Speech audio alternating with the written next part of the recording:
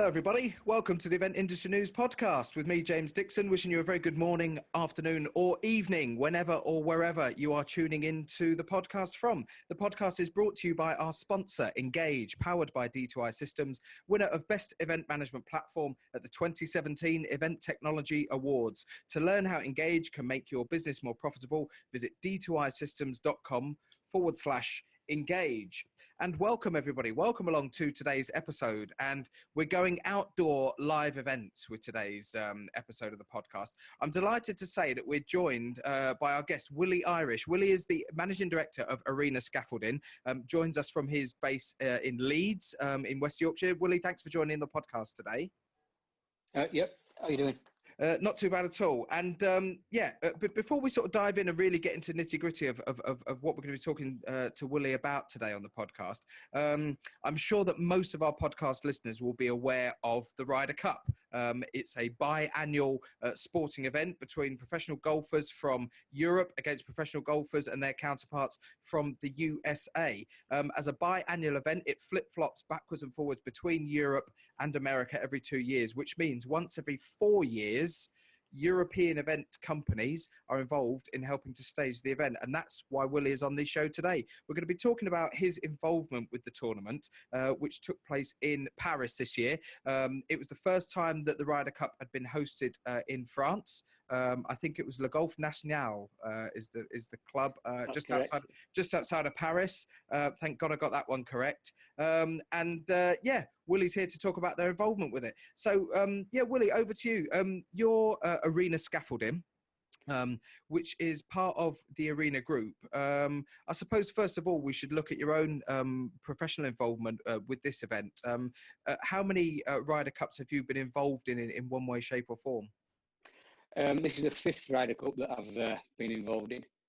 First time we've been involved in one while being part of the Arena Group. Okay. And when did Arena Scaffolding become part of that Arena Group? Because many people will have seen and heard of Arena and seen projects that they've been involved in. Yeah, we were an independent company that was bought out and joined the Arena Group in October 2016. Right. We worked alongside the Arena Group for some years, quite some years now. Okay, so there was very much an existing relationship there and a working relationship on projects. Yes, yeah. Excellent. And I know obviously Arena have had an involvement in the Ryder Cup as you had as an independent company. What exactly is your involvement with the tournament, and what elements did Arena Scaffolding specifically supply? Well, we supply the substructures to the marquees, not just for Arena, but for all the marquees supplied for the Ryder Cup by other contractors as well, other companies as well. We deal direct to the European Tour for that, and it's part of our European Tour contract. And as you said, it's not just Arena Group with their structures. There are a lot of other structure companies that are involved in this, because the scale of the operation must be monumental. I mean, if you take into account just how big a golf course is anyway, and then take into account how many people come to a tournament like this, you've probably got multiple contractors that you're dealing with across a vast physical area. Yeah, there is multiple contractors. From a structure point of view, usually previous 4 Ryder Cups that I've been involved in, there's usually 3 structure companies that do it, because it's too big a job for one independent company to do it. Mm-hmm. This year that was divided by 2 companies, obviously Arena Structures being one of them. Okay. But we still provided the structures for the other company. So this will be the 5th one that you've been, that you've worked on, which, I mean, just doing the maths, every 4 years over in Europe, what's that going back then, 20 years? Yeah. Obviously, I don't look old enough, do I? So you're working directly with the European Tour, and I suppose just taking on that point about having been involved in a 20-year period, 5 events might not sound like much, to people who are doing an event every year, but when you stretch that back over a 20-year period, that's a significant working relationship. How much does the brief change every year? Obviously, the golf courses will change with every Ryder Cup that comes to Europe. There may be some repetition over a prolonged period, but how much of a difference is there now in what's required compared to when you first started? Well, when we first started, we were basically just involved in the scaffold side of it. But as it's developed over the years, we're now going into timber cladding, providing the staircases, providing a lot of the finish handrails. So we progressed with the progression of the tournament and the progression of the European Tour. Obviously the structures change, the designs change. So you're always going to have an element of change from one Ryder Cup to the next, and the aesthetics are always going to level up as well. Sure. So there's been a huge difference from what we provided in so like 20 years ago to what we provide now. Yeah. Well, as you say, you know, just from watching it on TV, and it's something that I did watch, and you know, I'm a fan of the tournament. Not a huge golf fan, but I'm one of those sports fans that just likes the, you know, the whole thing that surrounds the Ryder Cup, the buzz around it, and so I watch it. And one thing that a lot of people will notice is like you said, that standard of presentation that's gone up. And I'm curious to ask from a scaffolding and a support point of view, does a lot of your work fundamentally stay the same, and how the actual finished structure is presented? Is that down to other people, or have there developments and things that you've had to evolve and develop differently in order to offer that higher level of presentation that will be demanded? Yeah, it's a funny one really, because our main focus is obviously supporting the structures, creating a level ground for the structures to go on. Then the main focus of the client is to hide that scaffold. Yeah. Obviously they don't want to see it, so we're heavily involved in that now, how it works best, how it looks. We know we got involved in the design of the main entrances, for argument's sake, to the structures that were elevated. We've had to develop back of house systems to allow for the undulating ground as well. Sure. And obviously trying to get systems that are much quicker than what we years ago when we just build it on site out of timber. Yeah. So yeah, so there's obviously a development stage all the way through, but we have to try and combine the structural design and the requirement of the structural design and the loadings with the requirement and the aesthetics that the client wants, that the client wants to see at the end of it, which is quite difficult sometimes. And when you mention that, are we talking things like sort of, you know, having an increased sort of load capacity so they can hang sort of, you know, heavy sort of drapes or branding and stuff on there? Do you have to change sort of rigging points and things like that so that they can actually put these sort of sophisticated bits of branding on there now that maybe they wouldn't have done 15, 20 years ago? I think it's more of the multi-level structures. The loadings on the multi-level structures, the you know, the furniture, the design that goes within the structure, the amount of people that can get in the structure. But you know, you're talking 20 years ago, everything was single story. This is normal, what we call a tenth. You know, now they're actually structures. So you've two story, and obviously the first time in France this year they've used the 3-story structures as well. And we have to design to take into account all the different loadings for that, and then make sure that we can produce a structure to support that in the area that they actually want to put it. Are you restricted in any way by the fact that you are working in a sensitive geographic location? And when I say sensitive, I mean the amount of time and effort and money that's invested in ensuring that a golf course is up to pro standard, and not just up to pro standard, but then subsequently up to the standard of the biggest, most prestigious golf tournament in the world. And then you guys are bringing in hundreds and hundreds and hundreds of tons worth of equipment. How much of the operational process when you're on site is geared around making sure you are protecting the site as best as possible while still being able to put up these vast structures? It's one of the main issues we have, and it's one of the main things that we concentrate on. Is first and foremost looking after the golf course. So we plan meticulously how we're going to get things into certain areas. You know, some days we'll leave things because it might be wet weather. You know, it might damage the course. We may need trackway. We may need help from the club. You know, we as a scaffold company are normally the first on site and the last on site. So the relationship we build with the greenkeepers and the green staff is really important, because they can give us great advice on what we can and what we can't do, and we need to accept that advice. Absolutely. And when you mentioned there the weather, I guess for many different reasons, you have to retain a degree of flexibility on site, because you'll wake up one morning and right, it's raining. That means we probably won't move that stuff into position as planned, which means we go to plan B or to plan C or to plan D. Is it a case of having, multiple different options on your daily schedules so that you can be flexible and maintain the build schedule? Yeah, what we do to a certain extent, as much as we can, is try to leave any elements that are in a dry area for a wet day. Mm-hmm. So if we're building something in the car park or, on flat ground that's hard standing, we usually try to leave that for any time there's wet weather. We try to, not to go onto the golf course if there's wet weather. Absolutely. And when I say flexibility as well, I've no doubt that there will be a huge amount of planning that goes into this. It will be meticulous, that there'll be a lot of site meetings. You'll have sat down with the European tour, with the various stakeholders who are involved to plan this. But like any event site, anybody who's worked on any event site, big and small, knows that there's always an element of improvisation when you actually go onto a live site, where suddenly they say, oh, well, could we put a TV camera platform there, or maybe could we have something over there as well, and there's a bit of space here, what could we put there?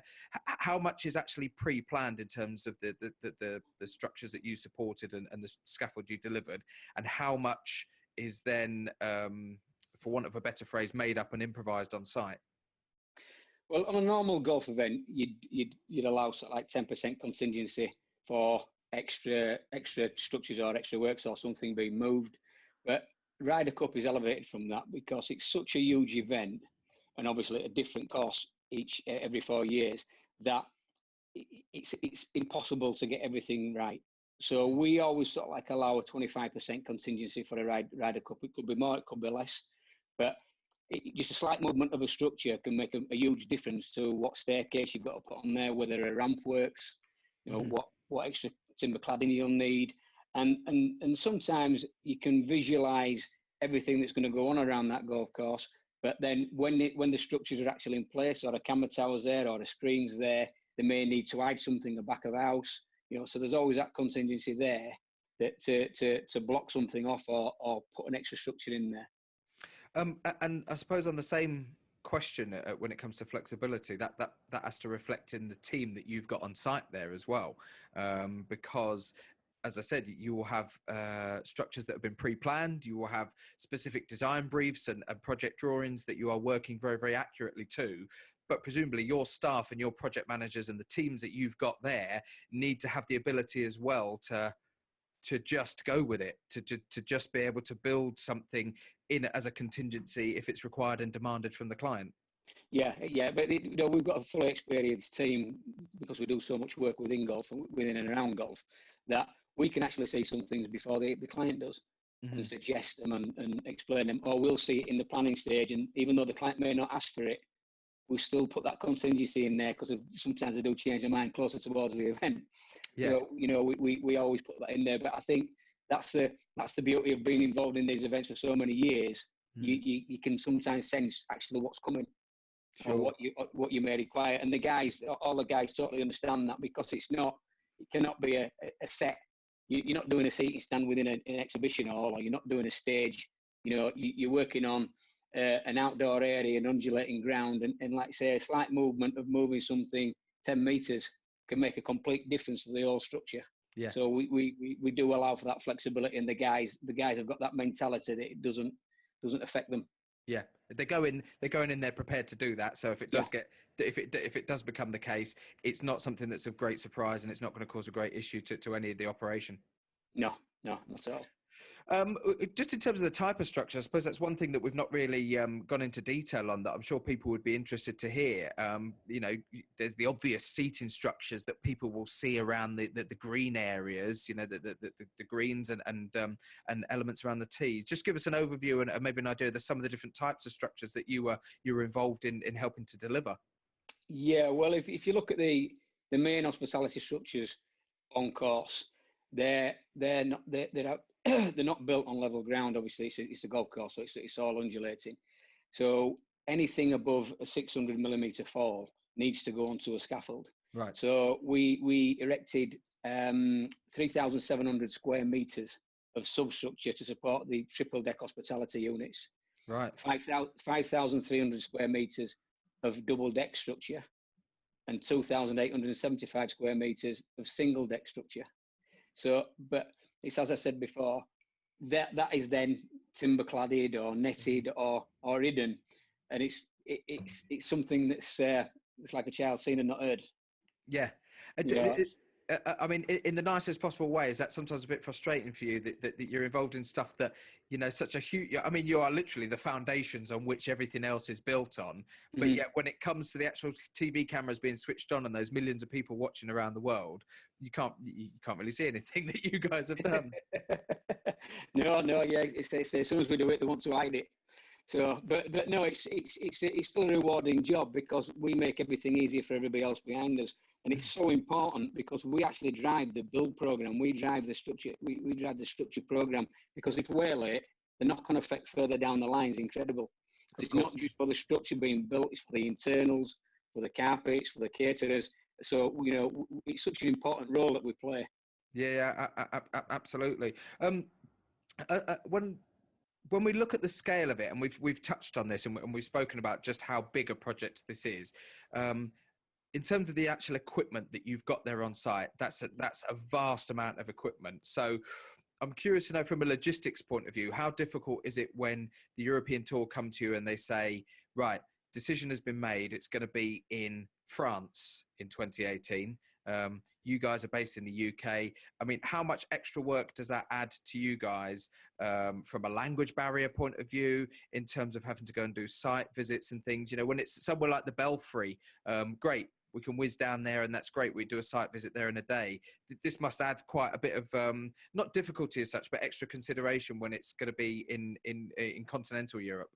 Yeah, that's correct. It's the extra consideration. You've got to plan better. You've got to make sure that you know you're allowing for the time for the vehicles to get down there. If you're short of materials or you need extra materials, you've got to realise it's not going to come there in 2 or 3 hours. It's going to be, you know, a minimum of 2 days to get down there. So you've got to allow for all that.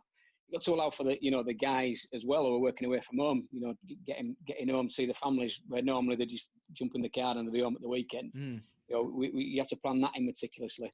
But again, we're quite lucky because we, as a scaffold company, as a group within the group, we now work in 17 different countries around the world. So we're quite experienced now working outside of the UK. And again, we were quite lucky with the Le Golf National because we do the French Open there. So we worked there for the last 2 years. So we use the French Open 2017 as a little bit of a guinea pig of getting all the systems and processes right. And that's boded well for us throughout the Ryder Cup this year. And not just the systems, but presumably the relationship, because again, something you mentioned briefly was, you know, the greenkeepers, who are, you know, the heart and soul of any major golf course and golf club, are the greenkeepers, the people actually looking after, you know, the land, so to speak. And that opportunity to work last year on site is not just a chance to sort of, for yourself to look at the logistics and the get-ins and the get-outs of where you're going to go, but also presumably to build the relationship with the guys who are actually on site there every day. Yeah, it's vastly important that you make all these relationships at Ryder Cup because, you know, not just with the greenkeepers, but obviously with the client and all the other contractors, because, you know, if you're short of something or you've got a little bit of trouble, or, you know, they're short of something, they've got a little bit of trouble, everybody works together to help each other out. Nobody's against each other because they work for different companies, because everybody wants that success of the Ryder Cup, which it was this year. Yeah. And, you know, you do rely on people. You know, we had a puncher, for argument's sake. I don't speak French, but one of the other guys did, so he'd help us out on that. You know, whereas he would a bit short of a bit of timber to do something. So, you know, we exchange him a bit of timber, whereas he'd have had to try and go outsource it and get it from somewhere else. So it's vastly important for this and most of the major championships that you work as a collective group, not independent companies. So relationships are really, really important. Yeah, you mentioned that just going back to what you said about working there last year and using it as a bit of a test bed for some of the procedures and the processes that you were going to implement. I'm sure that was, as you've said, no doubt useful from a relationship point of view, from an understanding the actual geography of the area. But inevitably, when it comes to the big one, when it comes to the Ryder Cup and you go on site for the first time. I mean, you've got, as you said, a triple decker structure going up, the first golf tournament in France to actually deploy a triple decker structure of that size. So inevitably, even though you've done this planning, is there still a sort of a moment or certain moments on site where it is fingers crossed, and hoping that the planning is really gonna pay off? Well, no, I won't say worry or fingers crossed. I think there's a massive amount of pride that goes in with it, because we were obviously planning this for 2.5 years, and various site visits, various concerns about the ground conditions of what the golf, where some of the structures have been built. So knowing that we'd delivered everything that we'd calculated, we designed, and we built, is not, I won't say a relief, it's more of a proud moment, to be fair. Just one quick question from an engineering point of view. Did the course themselves deliver any sort of permanent footings, by way of foundations and things, where you'd identified maybe areas of ground that you were worried maybe, a little bit too soft, or maybe not, just compatible enough for putting the sort of structures on? Did they put any permanent concrete footings?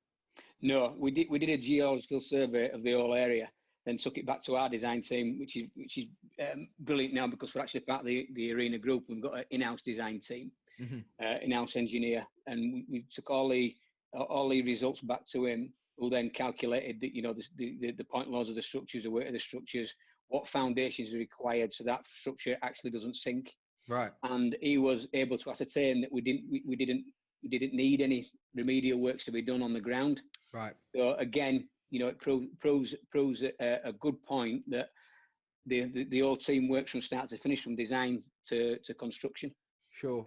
And that's perhaps an element that people listening to this might not ever consider, is that, okay, great, the scaffolding guys are here, they throw up their scaffolding, put a load of pipes and metal pipes together, and then somebody else comes along and puts the actual technology and the pre-planning and the research that has to go in before you guys can even put a single piece of pipe work on site is very, very detailed and technical now.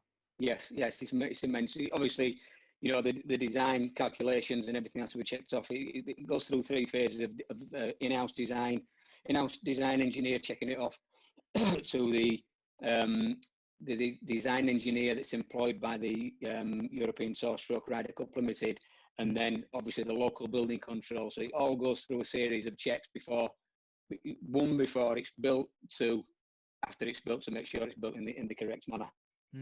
How were you able to balance the project, given the time on site that you would have had to have spent, prior to the tournament starting, and then after the tournament is finished? How were you able to balance the demands of clients that you would have with other projects elsewhere outside of the Ryder Cup?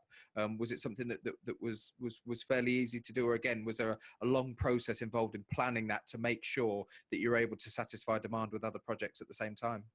No, it's a long process of trying, because we're traditionally, yearly, really busy over the summer period. So we've got to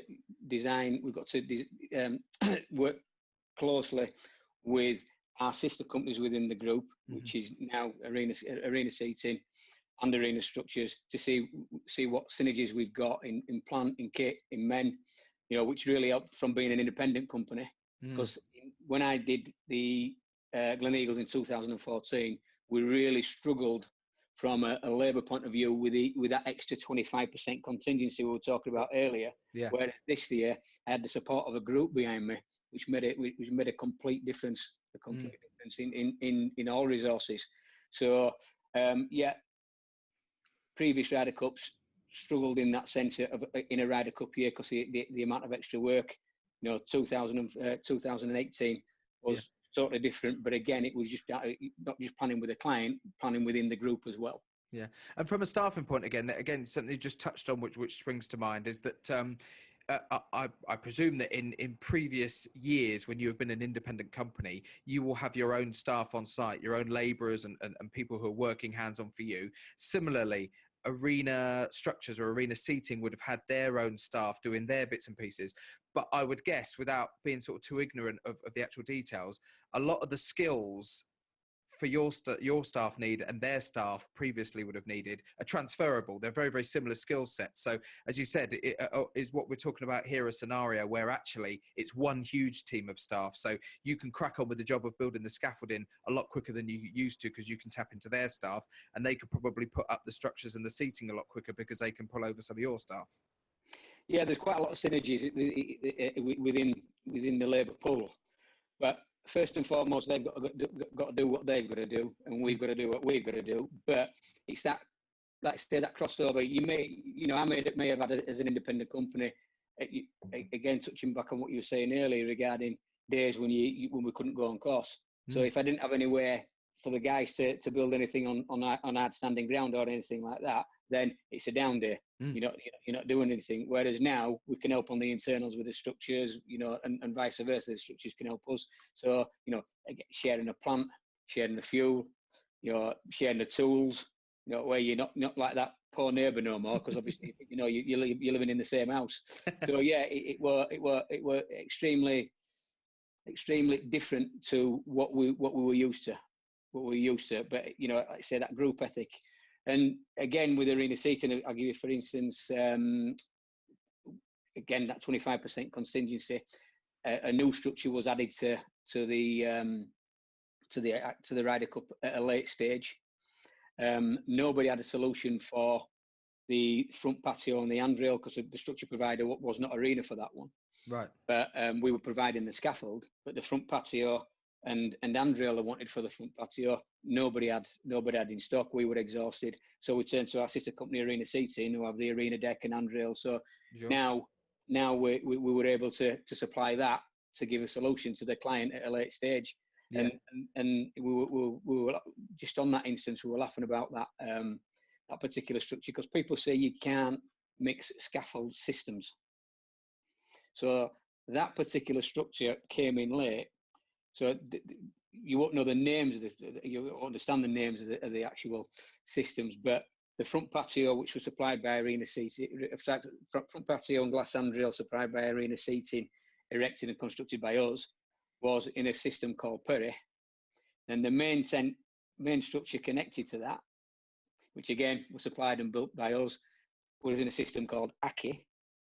And then all the back of house, which were the loading bays, the staircases, and the service tents, were constructed in layer.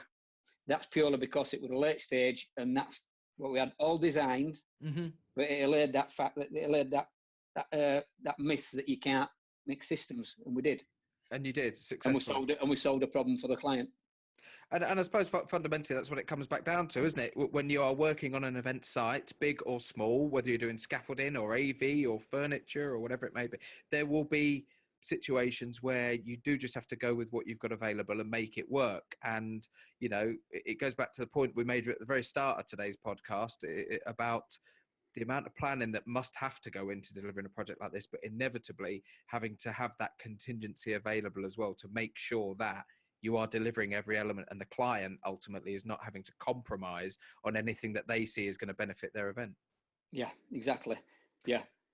We've looked at some of the headline figures. I'm curious. One thing I've not asked you is the actual time on site. By my calculation, from a square meterage, that's well over. That's batting up to sort of 13,000, 14,000 sort of square meters of area that you actually put in. Time on site. The tournament itself was back in September, wasn't it? Yeah, the tournament was last weekend in September. So when did you guys actually first arrive on site with the first van load or the first truckload? Yeah, well, the previous 4 Ryder Cups have been involved in. We would usually start the structures mid-June, towards the end of June. But the difficulty with the Ryder Cup at the Golf National this year was that the French Open is held there on the same course in June, and on the last week of June, July.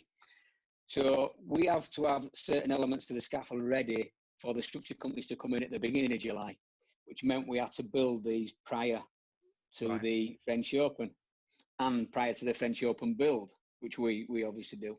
So to answer your question, we started on site to build structures for the Ryder Cup on the 9th of April. Wow. So, I mean, that's half of your working year, pretty much, dedicated to working on that tournament. Well, if you take the dismantle into account, it's 7 months.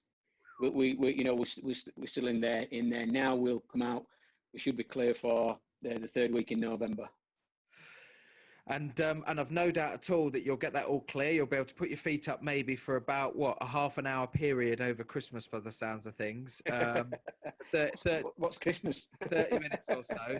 And then back into it. And as we said, again, right at the top of the episode, the Ryder Cup is a biannual event, but it flip-flops back across from the US to Europe. So every 4 years, we are back in Europe with the tournament here. So two things to ask. Do we know where the tournament's going to be in 4 years' time? Have you already been speaking to the European Tour about your involvement in that? Is it a long-term relationship that you've got, so a long-term contract, so you can begin planning that already? Yes, we're already speaking to the European Tour regarding that, and it's in Rome, in Italy. Right. In 2022. As a group as well, the Arena Americas were involved in they've got the contract for the 2022 Whistling Straits as well for the American part of the Ryder Cup in 2020. So sort of well and truly involved in the whole setup. Yeah.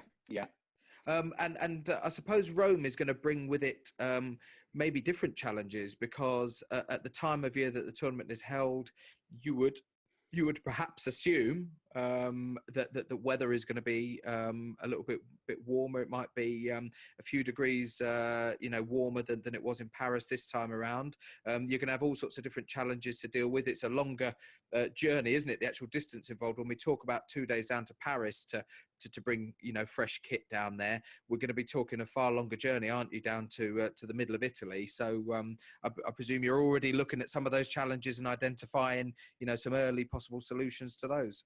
Yeah, we will be looking at. We're working on that over the next 2 or 3 years.